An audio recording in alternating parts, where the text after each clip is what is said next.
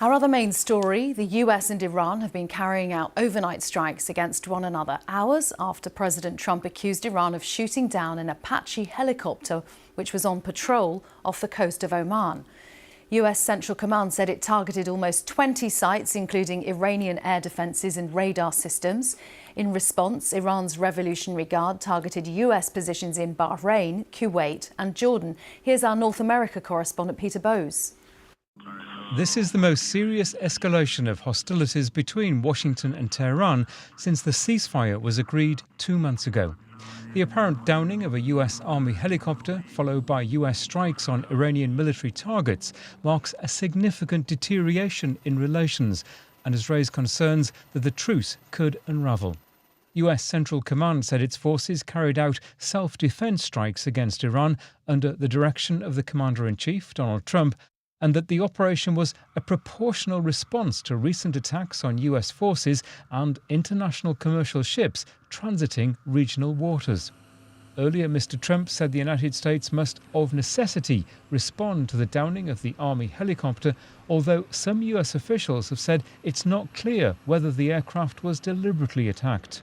2 US pilots were rescued by an American Sea drone and are said by officials to be in a stable condition. The US says it struck Iranian air defense, ground control stations and surveillance radar sites near the Strait of Hormuz. In response, Iran's Revolutionary Guard said it had attacked American bases with drones, including the US Fifth Fleet in Bahrain. Iranian state media said the country's armed forces were threatening massive and wider attacks across the region if the US continued what it called its aggression against the Islamic Republic. Both sides insist they want diplomacy to prevail, but the ceasefire remains on a knife edge. Peter Bowes, BBC News.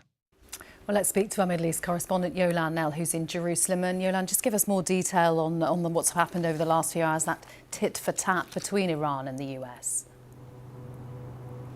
Yes, this amounts to really one of the most serious escalations that there's been between the US and Iran since the ceasefire came into effect 2 months ago. And it comes just a day after President Trump was suggesting once again that we were just days away from a deal with Iran, and also after he had put significant pressure on Israel to stop its first confrontation with Iran since the ceasefire came into effect. And of course, it has put US Arab allies back under attack as well. Now, after that US Army Apache helicopter was downed, with the US saying it was patrolling the Oman coast, a US official has said that there were nearly 20 targets that were struck inside Iran. Iranian state media reporting explosions in the south, not too much information given about damage, apart from saying that in one location that 2 water reservoirs for the local drinking water supply had been affected by the US military action.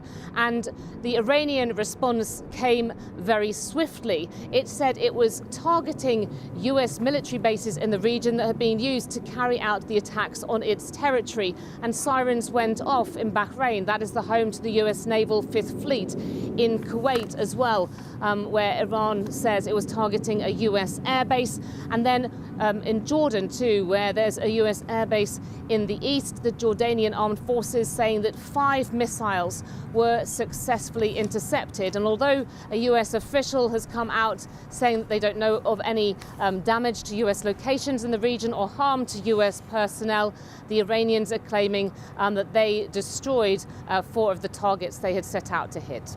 Yolan, thank you very much. Yolan Nell in Jerusalem. Well, it's been a very heavy past 24 hours of strikes in the south of Lebanon by Israel. Let's get the latest from our Middle East correspondent in Beirut, Lina Sinjab. Lina, just tell us what's been going on, particularly around the city of Tyre.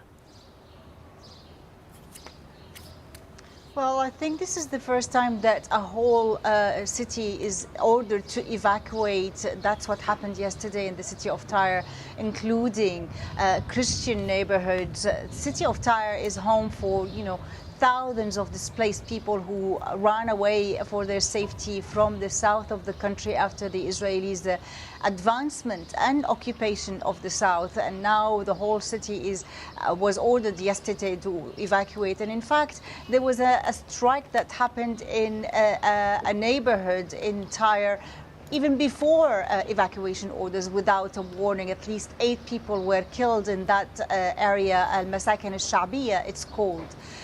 The government is really concerned about these continuous evacuation orders, non-stop ones in the south. Before the ceasefire, there were already 1.2 million displaced. Some of them managed to go back to their intact homes after the ceasefire. But these kind of orders and airstrikes are happening almost on a daily basis in the south, as if this area is falling out of any deal or any negotiations, because violence is continuing. Hezbollah continues attacking the Israeli troops on the ground inside the south, and the Israelis are ongoing with strikes in different locations. And yesterday was really condensed in Tyre and Nabateeh area in South Lebanon. Lina, thank you very much for the update. Lina Sinjab in Beirut.